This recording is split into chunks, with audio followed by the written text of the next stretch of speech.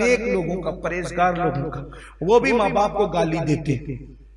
اب وہ کیسے دیتے ہیں ذرا اس طرف آ جائیں تاکہ بات سمجھ میں آئے۔ اللہ کے رسول علیہ السلام نے فرمایا اے میرے صحابہ اپنے ماں باپ کو گالی نہ دو۔ کیا فرمایا؟ اپنے ماں باپ کو گالی نہ دو۔ صحابہ نے حیرت سے کہا کہ یا رسول اللہ صلی اللہ علیہ وسلم کوئی اپنے ماں باپ کو گالی کیسے دے سکتا ہے؟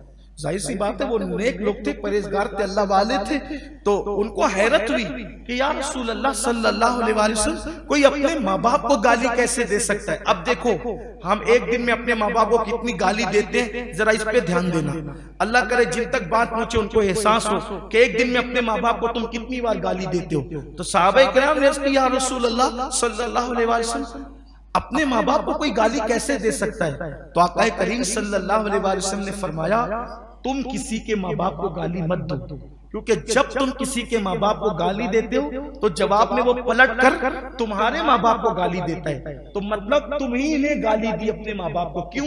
کیونکہ اگر تم کسی کے ماں باپ کو گالی نہ دیتے تو کوئی تمہارے ماں باپ کو گالی کیوں دیتا؟ تو تمہارے ماں باپ کو گالی کس کی وجہ سے پڑی؟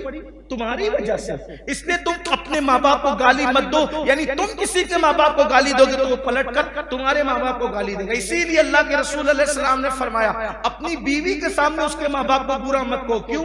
تم اپنی بیوی کے سامنے اس کے ماں باپ کو برا کہو گے، تمہاری بیوی پھر تمہارے ماں باپ کو برا کہے گی۔ گویا کہ تم ذریعہ بنے، تم سبب بنے اپنے ماں باپ کو گالیاں دلوانے کا، گالیاں کھلوانے کا۔ اب سوچو ایک دن میں کتنی بار اپنے ماں باپ کو گالیاں دلواتے ہو، تو گویا کہ تم خود گالی دے رہے ہو، تو سبب تم بنے ہو۔ ایک بات اور آگے بڑھ کر عرض کر دوں، اسی لیے اللہ رب العزت نے قرآن میں بھی فرمایا کہ کسی کے خدا کو برا مت کہو، کسی کے خدا کو گالی مت دو۔ یہ جو اور دوسروں کے جو خدا ہے نا، جو دوسرے معبودان باطل ہیں، جو دوسروں کے جھوٹے خدا ہیں، ان جھوٹے خداؤں کو گالی مت دو۔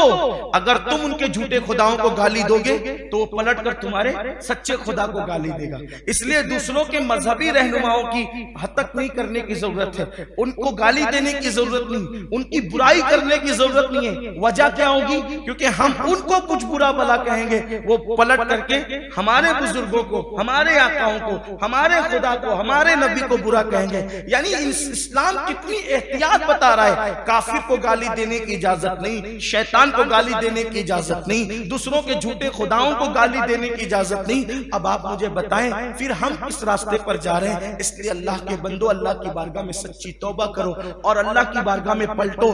آج سے یہ عہد کرو کہ کتنے بھی غصے میں آئیں گے کبھی گالی نہیں دیں گے۔